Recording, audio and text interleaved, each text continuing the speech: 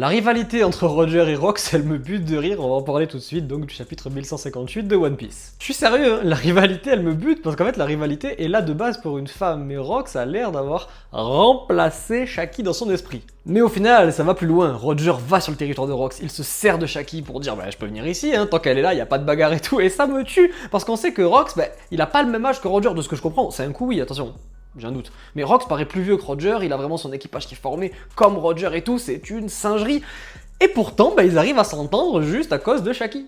Et c'est ça qui me bute, c'est que Oda a réussi à mettre une rivalité, il a réussi à réunir tous les pirates. On se demandait quand même, mine de rien, comment c'est possible que tous ces pirates soient sur l'île des pirates. Normalement, ils devraient se battre. Sauf si Shaki a instauré cette règle, du coup, qui fait que sur la ruche, on se bat pas à ce point. Du coup, il y a des bagarres, j'imagine, mais pas à ce point. Déjà, tant que Shaki était là, on pouvait avoir Gaban, Rayleigh, Roger, Barbe Blanche, Shiki, Kaido, Big Mom, Shebeck au même endroit, sans bagarre. C'est une folie. Non, vraiment, c'est une folie, je suis désolé. Bon, voilà, je voulais en parler de cette histoire parce que cette rivalité me bute de rire. On dirait un peu la rivalité Luffy et Kid. Pas Luffy et Law, Luffy et Kid, vraiment.